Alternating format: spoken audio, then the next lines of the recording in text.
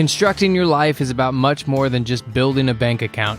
Each week, join real estate entrepreneur and mindset coach Austin Linney as he interviews guests who are constructing their dream lives and impacting the world around them on a daily basis. If you're an entrepreneur or wanting to start a business, or you just want to hear motivating stories of how others have overcome the odds, you are in the right place. And now for your host, Austin Linney. Guys, welcome back to Construct Your Life. Guys, I got him. I don't know how I got him. It's costing me like $1 million too just to get him for this hour. But Mr. David Cohen in the house. How you doing, my brother? I'm good, man. How are you? I'm doing good. Dude, are you about to have another kid? I'm about to have another kid, man. On top of that, I'm about to have another girl. So I am... Dude, you are my business partner. He texted me last night. He's about to have his second kid, another girl. He goes, can you just text me some aggressive man talk like once a week? Because my whole life is estrogen. I'm like... Dude, we're sitting in the like the 4D thing, and they're waiting to hear what we're going to have. And I'm like, all right, go ahead. She's like, another girl. I was like, oh my God. And I go to her. I'm like, any chance you're wrong? She's like, I haven't been wrong in 8 years. I said, fuck, another girl. You know what it is? It's not even the 2 to 4 to 6. It's the 16, bro. You're screwed. What it is? Yeah. Like I watch. You got to sell. You need to start selling apartments now for 16. Yeah. I watch my uncle go through it, and the way I realize that it works is, all right, they're born. They're with mom, right? Once they start to hit like 2.5, they become daddy's girls. Then they go to like 14 and they don't want anything to do with you until like 20. And then they slowly start to come back. So it's like, and it's man, I watch my uncle, like, his daughter tell her like, Dad, don't even give me a kiss. Like when he's dropping her off for school and stuff like that. And from what I hear, it's heartbreaking, man. Dude, and here's the deal. My nieces, we have a lot of men in my family, a lot. Like there's like maybe 4, 5 girls. They know just who to go to. Soft as butter, dude. I can't. The men, I'll be like, go out there and mow the lawn at like 2 years old. The girls, I'm like, whatever you want. Yeah, that's how it works, dude. But you know what I've noticed? No disrespect to anybody who has a son or whatever, but girls are the best, man. Dude, they're so much better. I truly believe that every corporation should have a woman in charge at some point. Absolutely. Yeah, man. They're just better, man. I hate to say this being a man, but they're just smarter. They deal with shit better. They're not as quick to act off of testosterone or, whatever, like a manly, whatever we think may work, dude. They're just about it in all aspects. I walk around, I see dudes with, with sons or mothers with their sons, and the kid is like going crazy at the mom, like screaming and yelling. I'm like, thank God I have a daughter. Thank God I have a daughter. I love it. Guys, a little backstory. If you didn't listen to the first episode, David kind of went into his story about how he brought up, how he got in the real estate game. So David trades off-market apartments, big ones around the country. But that's not the news. The news is you started your own company, bro. I did. Yeah, I did. Congrats. Thank you. I appreciate it. That's a big move for you, man. I'm sure you sat on that for a while, huh? I never thought I would leave Keller Williams. Never thought I would leave Keller Williams. I accomplished so many amazing things there. I did it all over there, and it just feels, I want to grow. And for me to grow, I have to set myself in an uncomfortable position. It's just how I am by nature. If I don't push, if I don't change the just aesthetic or change the scenery around me and go build, that was what's next for me, was to go build something. Normally when something like this happens, there's a backstory, there's drama, there's, all these fairy tales. None of it exists. I was the number one commercial broker at Keller Williams for a long time, at the number one Keller Williams in the country, right? So with the biggest residential hitters, and I love everybody there. And it was just, I was given an offer I can't refuse. And not only that, I would be stupid to refuse. So, next for me is to build. I have no interest in being the number one real estate agent. I never have. Just happened to be like that, due to the size deals that I've sold. I want to be legendary. And there's a million successful realtors out there, not knocking successful realtors out there. But, when you die, none of that shit goes with you. You know what I mean? Well, what I think is interesting about life, and I'm older than you, even though I look a little younger. I think that there are different seasons and transitions in your life, and what I've noticed with you over the last years, you went out and you hunted, and you're still hunting, but you went out and hunted and you let your results speak for yourself. But what I've seen more of you, and I think this is tied into the company, is there's a I heard this amazing stat in my coaching certification. You retain 30% of what you hear, you retain 30% of what you write, and you retain 80% of what you teach. And I think that you kind of had an interesting upbringing. You were kind of on the streets, played basketball. Just for me and the way we talk, I see that you have more joy in teaching other people that it's possible, even more than, $100 million real estate deal. And I'm starting to find a passion for that. Not starting to find a passion for that. I already have a passion for that, but it's starting to grow.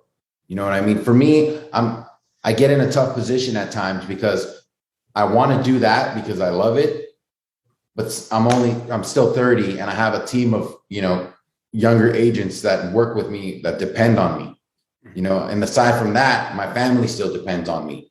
So, there comes a situation where I can easily say, F that, let me put it aside and just do the coaching thing and probably make some good money. And, but my passion, what fuels me, what gets me out of bed every morning is still to create something out of nothing and find these bigger deals and put them together off market. But the coaching thing is something that is growing really fast. I only take on so many people because I'm still a real estate broker. I still love to do that. The day that I wake up and I say, man, this is, dreadful, or I don't feel like doing this anymore, then maybe I'll make the switch full time. But I love it. I love seeing the results. I love seeing people grow. I love finishing up like something or talking to someone about something, and then they turn to me and they're like, man, like, you have no idea. This blowed my mind. You remember the conversation we had when I was in Colorado, when I was having a rough, this was like 4 months ago, give or take. Yeah. When I was like I had lost my biggest client, shit was going south. Yeah, I remember. Yeah. It changed a lot.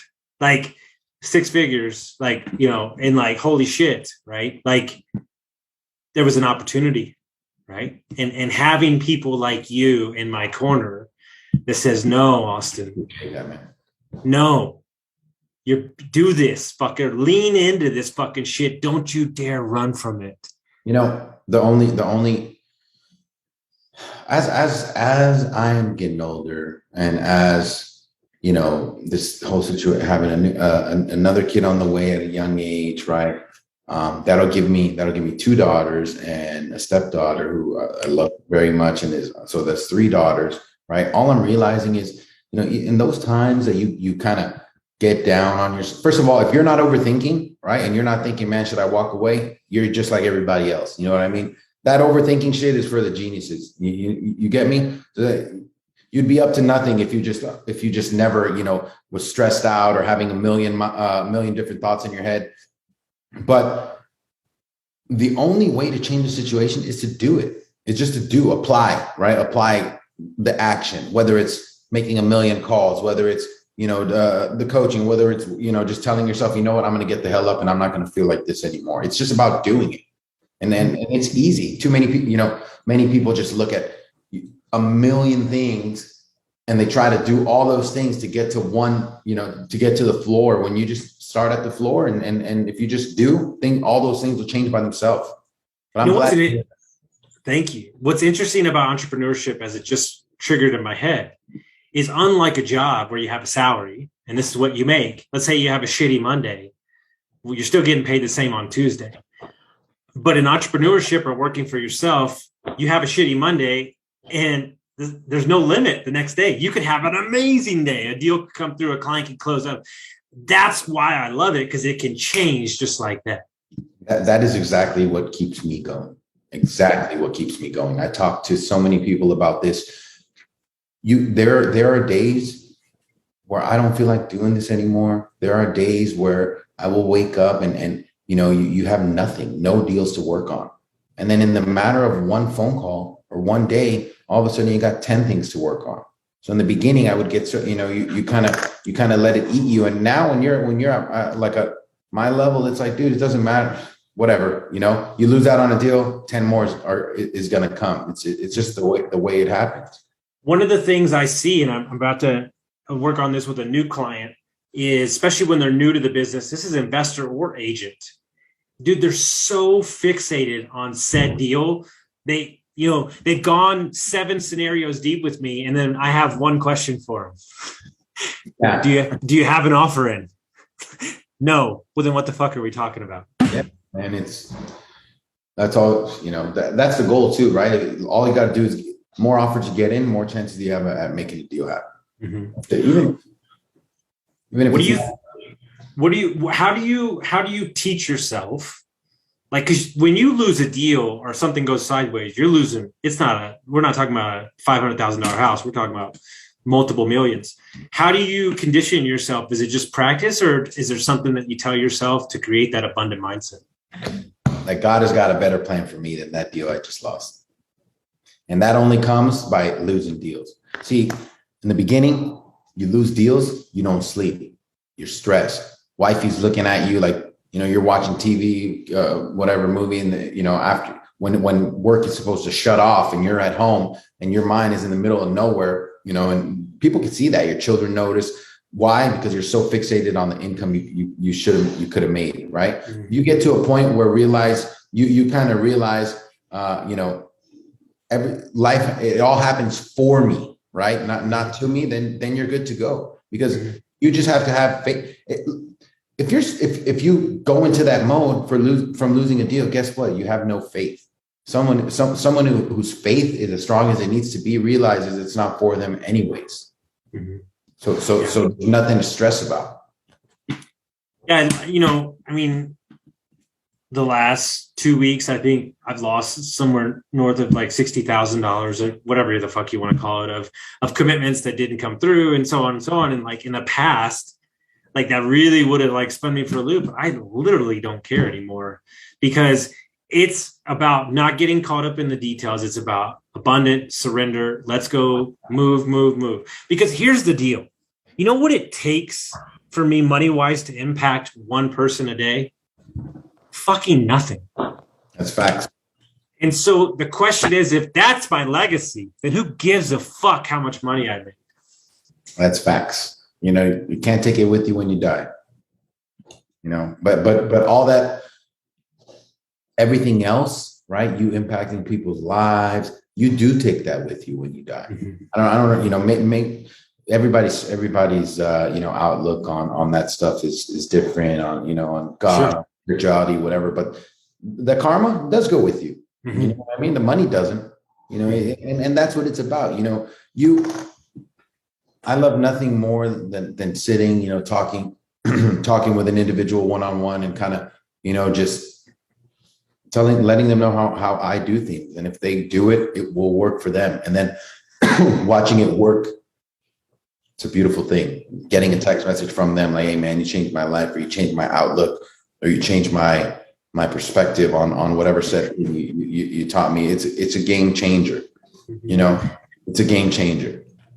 I had this weird dream, like kind of something I think about. I would love to be like 65, 80 years old, walking down the street in Italy, and somebody yells out my name, and like he runs across the street and like fucking hugs me and goes like, "Hey, dude, like I quit using fucking meth because of you. Like I heard your podcast like 10 years ago. This is my kid." Like that right there would send me into another stratosphere. Yeah, that's real purpose. You know what I mean? For me, it even sounds crazy that I say this. It's just, that's the stuff that really matters. You know what I mean? Not everything else, not how much money you have, what kind of car you drive, how big your house is. That's the shit that really matters is how many lives you can impact, right? Because that's what they say, right? Like my uncle's one of his favorite, sayings is, life is about finding your gift and then giving it away. Yes. It's absolutely true. It's absolutely true. 10 years ago, I wouldn't even think like that. Right. But no, and I think I tell everybody, if you truly want to see a company's culture, you look at the top, right? And I know that even though it's newer to you, I can already tell you in 5 to 10 to 6 years what the Cohen Company will look like, because the culture will be based off of your values and what you value. Now here's the rub. This is what people don't get. And this is where it gets dicey. You can still have swagger and walk with purpose. That's the rub. Look, guys, I'm just as competitive as everybody else. I want to do great because the more money I make, the more I can impact. But I do it to myself. There's an internal swagger that I'm trying to roll with, and that's just a personal conversation. It does not need to come out in my social media. It doesn't need to come out when I'm in a group of people. And that's where I don't jive with some people out there because I think what the rub is, and you probably see this too when you coach people, is what they're portraying. It's pretty scary what's actually under the hood a lot of the times. Absolutely. Yeah, absolutely. Yeah. You couldn't have said it better. It's, don't get me wrong, right? There's times when you need to, you have to flex. Why not? It's normal. But I think for me also, what rubs me the wrong way about that, maybe not even rubs me the wrong way, but it just, it's a little different for me is I've been blessed, knock on wood, in my field to accomplish shit that, maybe not even the 1%, right? Definitely no one near my age has with deal sizes or whatever. So it's like, and what I learn on that level is that the people on that level, they don't give a shit about shit. You know what I mean? They're literally, they don't care what kind of car people drive, how braggart. If anything, they don't want you to know anything that they've done, right? They like to stay under wraps. And that's why society these days too worried about, impressing and putting out, making sure that, that their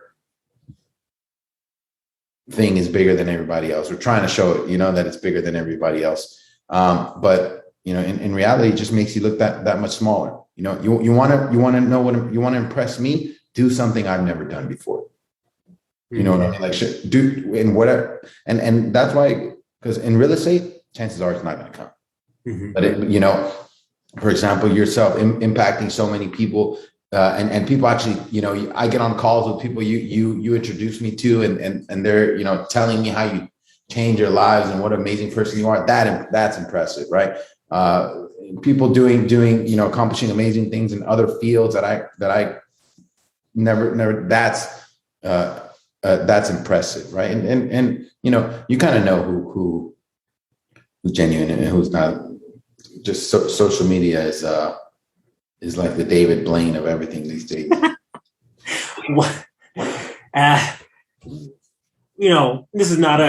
This is not you're not putting a resume out or job interview for people where I'm merely just trying to get under the hood and kind of, this is a big decision for you to start your own company. You're the boss now. You don't have other people to look at.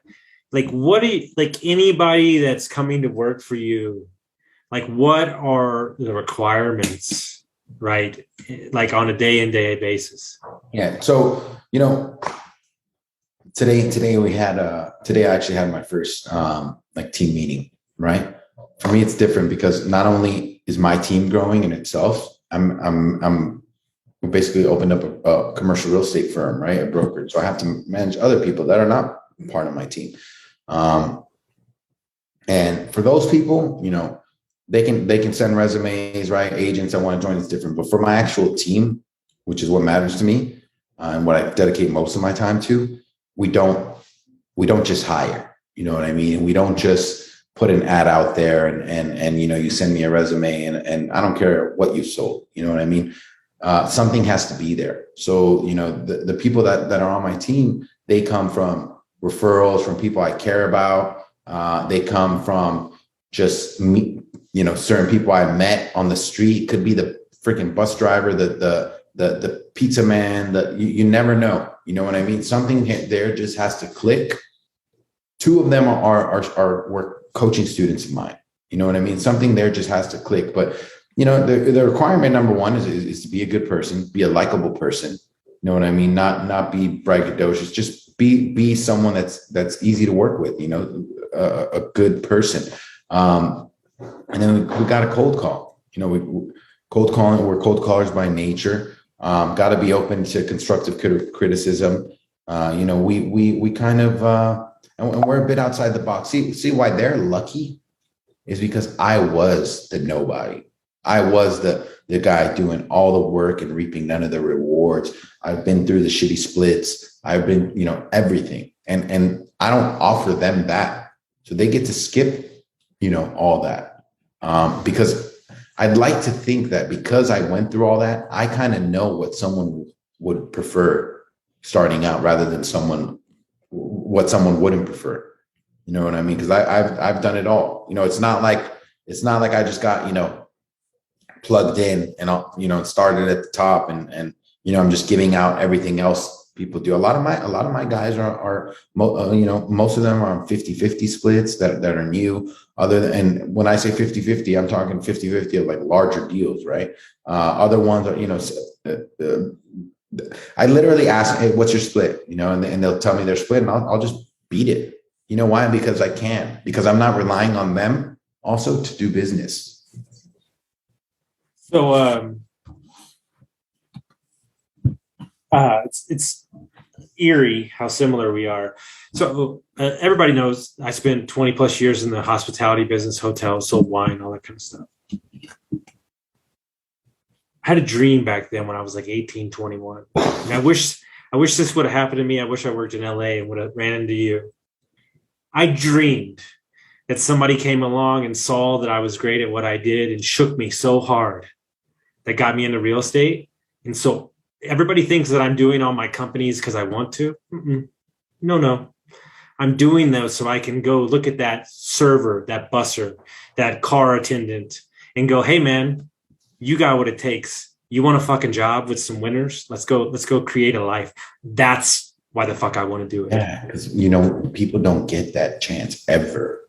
Mm-hmm. That's one thing about, doing podcasts with you, doing podcasts with other people. What I've realized is the world is so much bigger than just Los Angeles, California.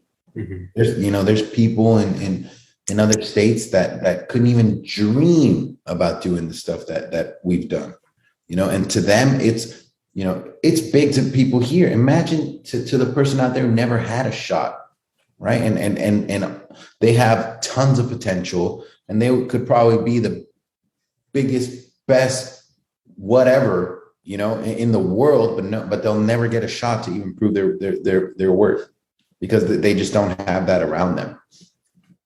I just interviewed one of my friend's wives, and she's in law school about to graduate. They're crushing it in real estate. She's going to go work for him. And she had a kid. She went to college when she was 15, graduated when she was 18, had a kid, like graduated college at 18, and had a kid, took 3 years off, and then went to law school.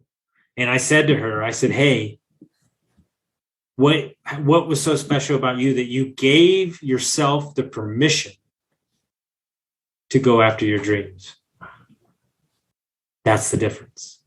So many people moms, dads that are in a job or in somewhere that have a gift or have a passion that just around the right people in the right environment can become like, they don't need to be us. You don't have to have multiple companies, but they want a good place to work. And that's one of the things I value about teaming up with Maddie, my mentor in this hotel group, is like, I know that we're going to be number one in the boutique hotel space because we don't give a fuck about the unit count or how much money we're making. You know what we care about?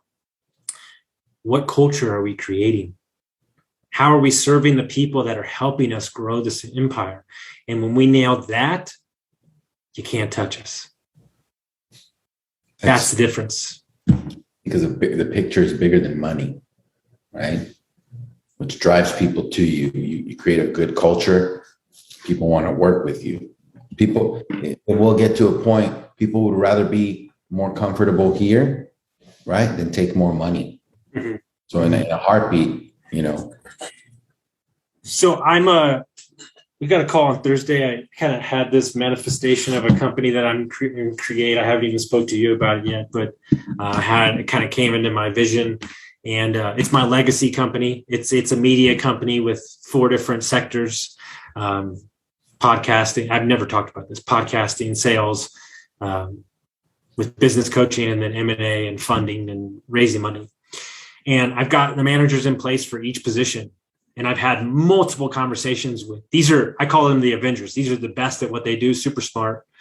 You know how much they've asked me how much money they're going to make? You know how many times they've done it? Zero. Haven't even mentioned it. They're bought into the vision. They're bought into the mission. They're bought into who I am as a person. They know I will serve them, treat them well. That's when you know shit's about to take off. Exactly. And when you know that it's for real, right? When you know that they're obviously excited about what they're getting themselves into, because the last question is always, okay, so how much money are we going to make? Mm-hmm. Right? When someone doesn't even ask that, there's trust there. It's so much deeper than income. Mm-hmm. That's a beautiful thing and a dangerous place to be in a good way. Yeah, exactly. And I think I would have ventured to guess, like, dude, I'd give up almost everything to be 20 again and to go roll with you. Bro, if you got me when I was 18 out bartending, dude, there wouldn't have been a cage big enough for this motherfucker. I would have just saddled up right next to you and said, whatever you say, sir, let's go to work. Man, that's exciting, man. Yeah. I'm excited. It's like I said, we had our first meeting today, and for me, it's still raw, right? You know what I mean? It's not something I'm used to, but hey, we roll with the punches, and through trial and error, it becomes a machine. If I can do this here, right, I can do it anywhere, and that's the goal. Right. Mm-hmm. That's the goal, to have, to literally just have a brokerage in every major market. I think, and this is my vision of the way I see it, because I see it different than y'all, because I have to market around it and I coach people that are building brokerages. I believe that the real estate agent space, but mainly commercial, is so antiquated in the way that they operate that this market is only ready for a disruption. Like, it is the disruption. It's so old school and done on backwards BS that with like the way that we look at my New York client, technology based, mission driven, podcast driven, like this way, you really have the opportunity to create whatever you want, because it's only been done a certain way for so long. That, that is exactly the way I look at it. And that is what, some of the biggest institutions that I work with, that's what they appreciate about me, right? Because this is such a already drawn out, written business, right? That you're supposed to do things a certain way, look a certain way, call a certain way, list properties a certain way. When in necessity, not necessarily true. If you kind of look outside the box, I can get that done 10 times easier, 10 times bigger, right?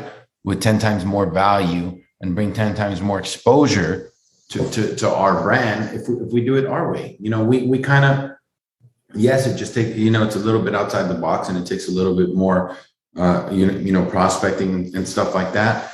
But it's a place where people will want to work, right? Because you don't have to go start off and make zero and be the guy that cold calls, for 5 years, 100 dials a day and gives 50% of whatever you make to someone else. And then, another 50% out of your 50% to the brokerage house and have someone over your shoulder every day wondering how many calls you made and are you on par? And, it's just different. We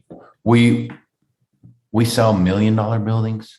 We sell $100 million buildings. Why not? You want us to list your property? No problem. We can do that too. It will be a one-stop shop for anything and everything commercial real estate eventually. Right now, it's multifamily based because, I'm an expert in multifamily. We're starting to get offices. I have an office building for sale for like $16 million. I just signed one of my agents, not that we'll get into the property management space, but one of my agents, for the last, 10 years was a property manager, like one of the biggest property management companies in California. So and he's chasing deals. So not that we'll go into the property management space, but we arise at a problem, and a deal with what can we do with these tenants? What can we do with that? Guess who knows? He does. It's and in California, it's a that happens a lot. We just different. I want to build something different. I want to build something big. The brokerage house that I opened and partnered up with. We're in Beverly Hills. We're in Woodland Hills. We're in Studio City. We're in Miami. We're about to be in Dallas, and I'm excited.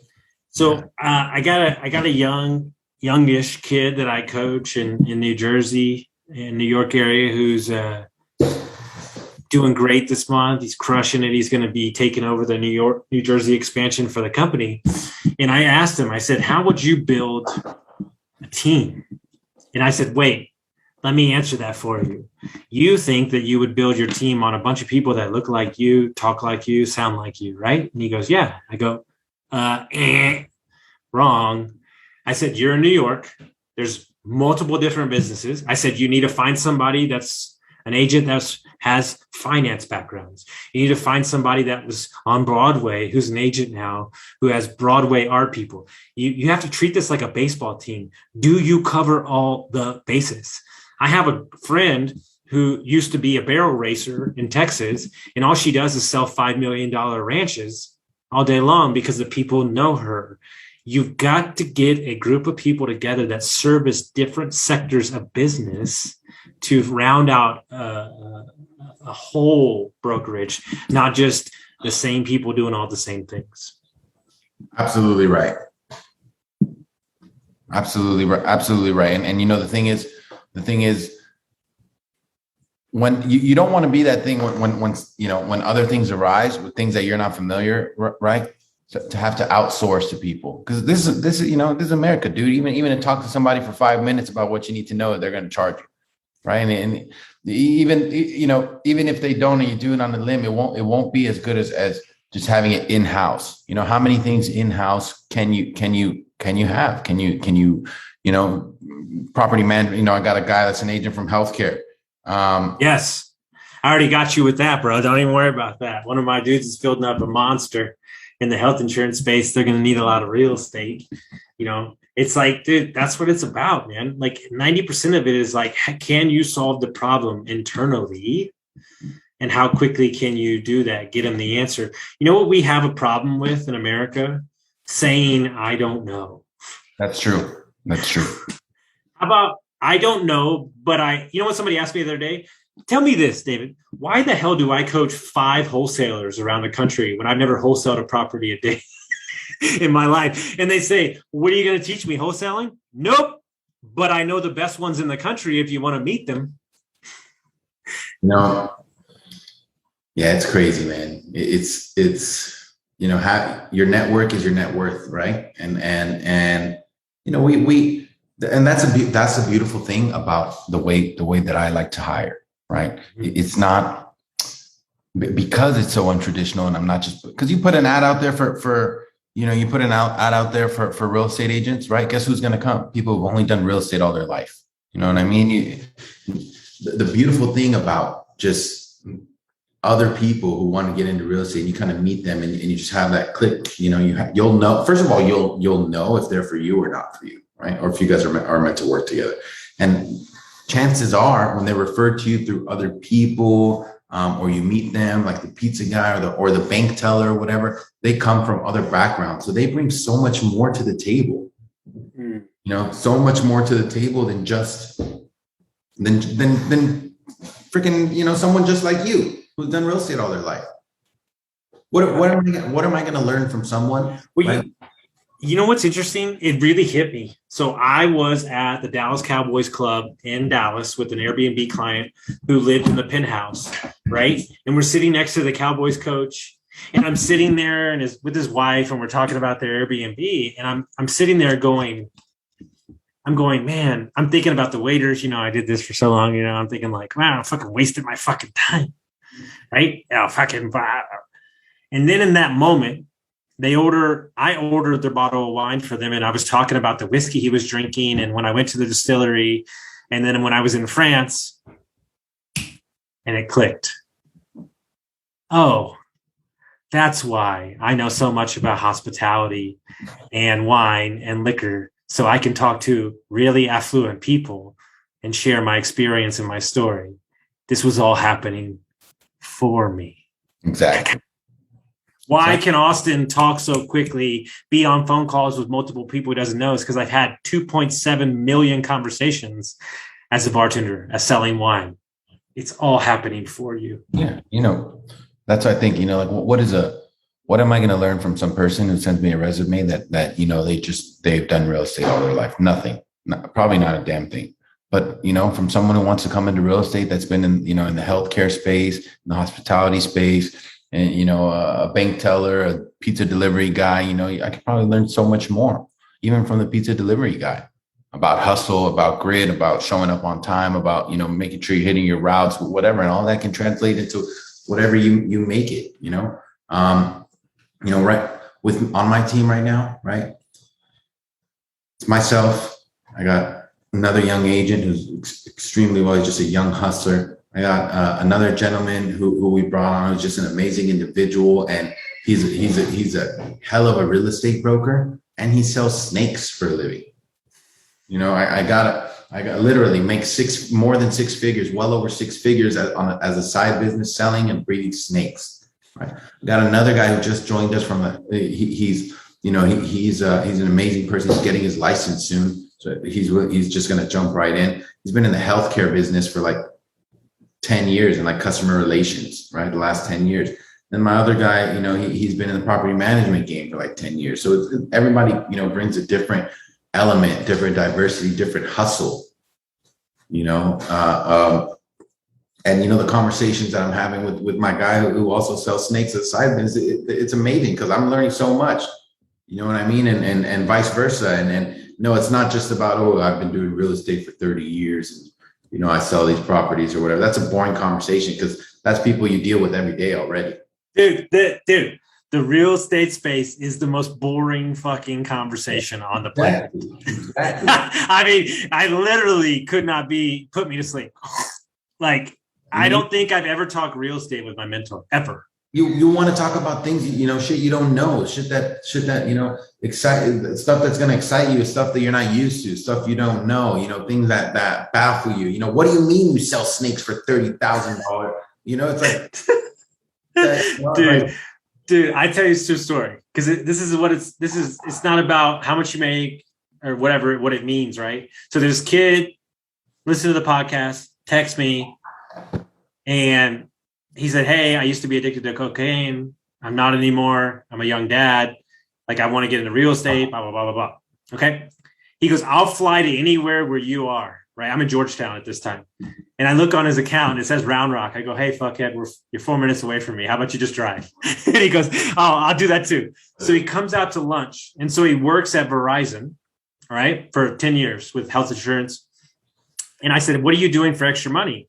And he says, at night, I'm delivering pizzas. And I said, stop. I said, stop what you're doing. You're coming to work for me. He goes, just like that? I go, the fact that you have a kid and you're hustling and delivering pizzas at night tells me everything I need to know. And what's happening now? Now he's helping me out in his business. He's getting coached by one of my buddies. Like that one DM he sent. And by the way, he sent me a DM because I mentioned I love to mow grass on my podcast. And he was like, I love to mow grass too. Wow. Like that one thing right there might change his family's life for the foreseeable future. Yeah, shoot your shot. My favorite quote ever is shoot or shoot. Yes, dude. My underwriter, multifamily guy, is the smartest guy I know. All he sends, he doesn't even talk to me besides this one text: shoot or shoot. Go, baby. You know, we work on, man, there's stuff that it's like, just huge numbers and there's no chance in hell that 100 whatever 35 million bucks is going to be my biggest deal by the time I die. No way in hell, because I just every day we just find deals that are bigger than that, and it's about throwing offers at them. And and the way we look at it is, if we don't try, we won't know, right? That's the problem. People already fail the minute they think about if they even should do it, because I'm, and that's it. I'm unable to, or I won't be able to. So Jim Rome is the OG. He's my dude. And his favorite quote that he says is, you want to know what the top 1% that others don't do? They ask. If you do not ask or put offers in or seek, or you fail before you even put on your socks, you don't even have the opportunity to get told no. So you might as well shoot. I was coaching someone the other day on Thursday, and we're going through kind of how I do things, and I showed him kind of how I respond, basically via email, right? And I reach out to this guy. I asked him if there's a price in mind that would get him to sell. The guy responds to me, not necessarily looking to sell, but something around X amount of the price, would get us to make a move. So he's like, and I'm showing him like, look, and then we push, I send an LOI. He's like, fucking A, you see me, he's talking about himself, right? He's like, me, as soon as that guy tells me that I'm not necessarily thinking to sell, or I'm not necessarily, I don't necessarily want to sell, I'm thinking it's a waste of my time. And I'm like, you see, that's where you and I differentiate from each other. Because the way I'm looking at it is, it's not a waste of my time, because if it was, why the fuck would you even give me a price? Mm-hmm. You're going to take the time out of your day to give me a price, right? Once you're giving me a price, now listen, if it's absurd, it's a different story, right? But if it's anywhere near reality, and if you really weren't open to selling, why the hell would you even bother giving me a price? I think the two qualities that can really get you to where you need to go is resiliency and persistence. Absolutely. Persistence, top of the list for me. I am like a crazy ex-girlfriend. If you don't give me the answer I want, I will fucking text you every morning until I get the response. We don't stop. We don't stop. There in my business, it's very easy to think, you're having a good conversation with someone and they're like, all right, I'll send you the financials. And then they disappear on you for like 3 weeks. We don't stop. Every 3 days, you're going to hear from me. Hey, just checking in on this, just checking in on this. And eventually what happens is, that they send it, like my juniors, they start going crazy. Oh, did they ghost us? I'm like, dude, just chill. Just keep reaching out. And then tranquila. Out of nowhere, it just comes through. You know what I mean? Whatever you were waiting for comes through, and then you're like, see, I told you. So Matt at his peak was flipping between 140 to 170 houses a year. Well, they went through 2 years ago and looked at all their deals, And they found out that 68% of the deals happen on the 8th offer or contact. Yeah. Follow up is everything, man. Follow up is key. Follow up is key. Will you sell deals on your first time, second time, third time hitting someone up? Absolutely. But it's the later stuff that you're setting, you're planting seeds. That's another thing is when you're hitting up people to sell, right? That's why we never stop at no. That's the first thing I try to teach people. You don't stop at no, because if you're stopping at no, you're not extracting any information from someone. And how do you know that if you extract information from someone, you're not going to find out that, there's a certain hold period. So they will sell in 2 years or in 5 years or in 10 years or whatever whatever the situation they think hinders them from selling, that, you with a great buyer can overcome. There's life happens. Shit changes. People get divorced. Business opportunities change every day. Every day. I can call someone today and they'll give me a no, and you call someone tomorrow and you'll get everything. You know what's interesting? I tell everybody, read the book now. 6 months from now, you're a different person. Read it again. The book sounds different. Exactly. Yeah. It's life happens, dude. And people's mood change. Monday is different from Friday, right? So I may contact someone on Friday and they just had a beer, a couple beers or whatever, and they're going to give me a price. When on Monday, they wouldn't even talk to, my other cold caller. Instant gratification. Does it happen? Absolutely. Mm-hmm. But planting the seeds, and by the way, if you are new and that does happen, sorry to rain on your parade. It's called the law of favorability. Okay. Yeah. And when you start something, the universe rewards you in the beginning and then beats your ass up after that first one to see how bad you want it. Absolutely. It happens to the best of us. Happens to everybody, right? And it takes for you to go through that to realize what it's really worth. One of the greatest things, my buddy, this guy who's very successful in business, he was very bad at drug dealer, and he decided to turn his life around. He told the universe and God, I am going to be a leader of men. And he said, then God proceeded to beat my fucking ass for 2 years. And then he was like, okay, you really want this. I'm gonna give it to you. And that's really what it is. But I wouldn't have it any other way, because it's what shaped me. It's what made me. It's these things. And it's part of who I am. It's less about what I've accomplished, and it's more about what's built me. Because that's really the rub. I tell people all the time, when you're born rich and you make money, it's very easy to keep money because you already, it's instilled in you what to do with it. But when you come from nothing and all of a sudden you make a lot of money, it takes for you to blow all that money, right? And then go make it again to realize what it's really worth. And that's just reality. Because chances are when you go through a system, that's why kids in today's world, whether you're born rich or you're not born rich, and you go make money, you're in a different place than I was, than you were, right? Because you can literally just go on YouTube and find out what to do with your money. There was none of that. Even when I turned 18 in 2009, right? There was none of that still. Not until I was, not until 2-3 years ago, can you really go on YouTube and find out, how to invest, there was no fucking excuse me, bigger podcast. My favorite person in the entire world, Alex Hermosi, who makes 1.4 million a week. This dude owns 6 businesses, is giving his shit away for free. You can't, I listen to it every morning. You can't find better information in a book, and that's free. And there's still motherfuckers out there that are bitching and moaning that the world owes them something. I mean, imagine they had that shit in fucking 90s, in the early 2000s. It would be a game changer.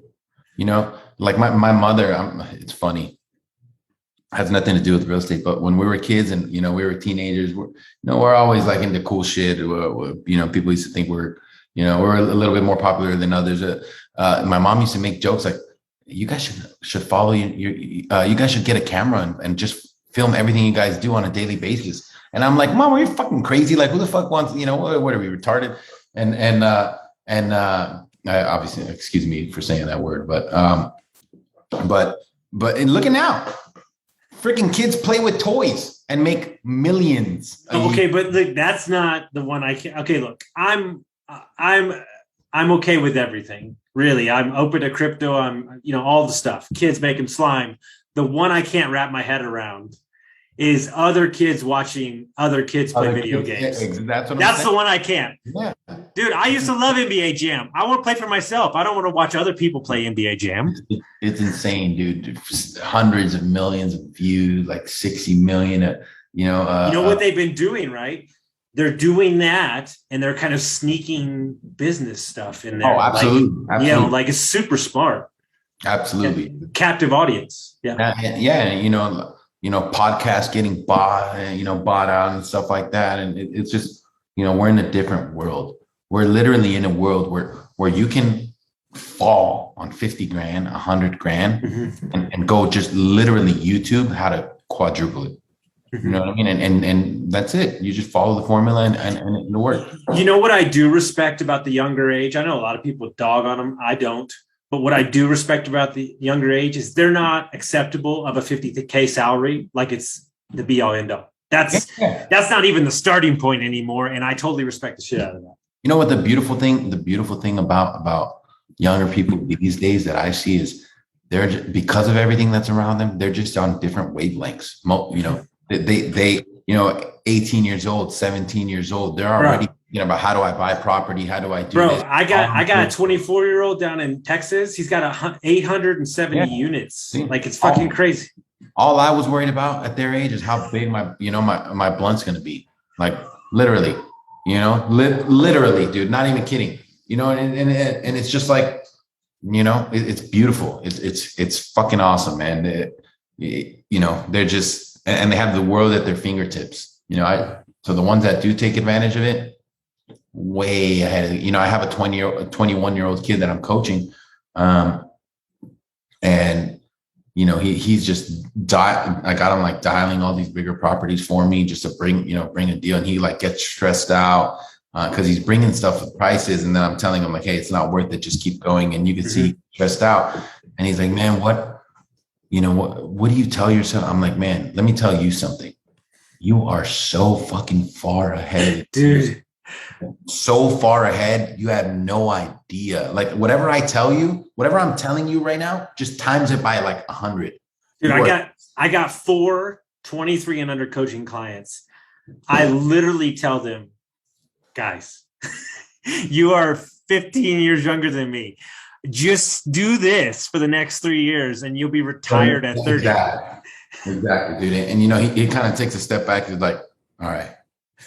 But it's unbelievable. You know what I told him this morning? Do you know why it doesn't hurt that much when you fail? Because all you're falling from the couch to the floor. That's true. That's absolutely. You ain't got nothing. Fucking shoot your shot.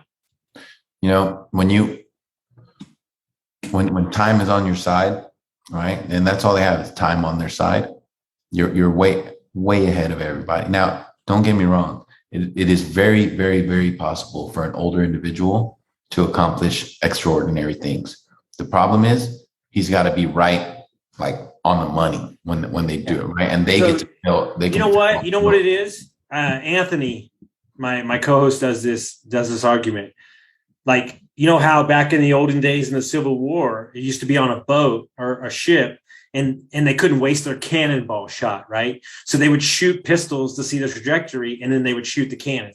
So you as young guys have a machine gun, and us older guys have to have a sniper rifle. Exactly. And it's got to hit, it's just like, I think it was Jim Rohn that was talking about it that I was listening to. It was like a motivational speech. And he was just saying like, when you're younger, you have time on your side. So it's much easier to fail forward. Right. And you just have to be on point, when you're older, because it's much harder to accomplish extraordinary things with little time left than it is with a lot of time. But nonetheless, people should never get discouraged. You should never, ever, never get discouraged. Never give up, never think. Listen, if a human being has done it, anybody can do it. Literally. Damn straight. And if you haven't, like wherever you've gone, you've only used like 20% of where you could actually go. Like the moment that you start like, and I'm sure you felt this, and we'll wrap it up here. The moment that you start breaking barriers in business, that's when you go, oh, whatever the fuck I want. Here's what's weird. And this is just weird. So I have a coaching client who's big in affiliate marketing. Everybody knows I'm a networker. So I've been getting into this, like recommending software or masterminds or something. I've made $3,000 in the last 2 weeks for sending a sentence or an email. And I'm thinking to myself, like, oh, it's really whatever you want it to be. That's $3,000, baby. I don't need it to live on, but that's extra money. So don't tell me that was 6 words. Crazy. It's crazy, man. Life is a beautiful thing. You know, once you like realize, you know, the true potential of your thoughts and your actions put together, you can do anything. You can make, you know, if it's money, you can make it out of thin air. Literally, you know. Dude sold snakes for $30,000, baby. This is my dude. I can't wait to hang out with this guy. And that's on the low end, dude. That's on the low end. That's my dude. So if people want to follow the journey, they want to see about the new company, how would they do that? Yeah, we you know, they can follow me on Instagram. It's at the David Cohen. You know, we just have our company page. It's Cohen Company. And you know, all of that will be growing, but you know, otherwise they could just, you know, just stay close, man. Everything we, thank God, everything we do kind of makes noise. So, you know, if anybody ever needs any advice or you know the deal, Austin, they can reach out. Yeah, all you got to do is DM the guy. He will literally open up the doors. But that's not what I'm so excited about. What I can't wait to do is to come down to the new office and Austin Linney leads a sales training meeting. That's what I can't wait to do. You let me know, dude. But let it be known, when I come in, I'm gonna be strutting. I'm gonna put on my finest. You'll still be in your tracksuit, but I'm gonna roll up in there like I mean business. You're going to need to here. I know, dude. You're gonna want to. I told everybody when I go to New York for my clients, I can't let them see 1 inch of fear. You got to come in there fucking ripping metal. You know, it's a different world, you know? This is, you know, it's yeah, you'll see. It's, you know, it's super cool, super modern. You know, yeah, you'll like, I can't wait. It'll be dope. Can't wait. Well, I appreciate it, my brother. Thank you. You got it, guys. Yeah, if you like this episode, send it out to your friend, share it with somebody that'll get some value from it. We'll see you next time.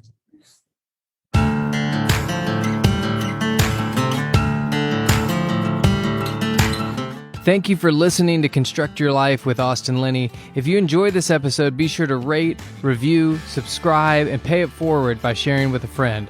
Most importantly, take this opportunity to start constructing your life by taking immediate action on what you learned. For show notes, resources, and more information on one-on-one coaching with Austin, visit constructyourlifepodcast.com.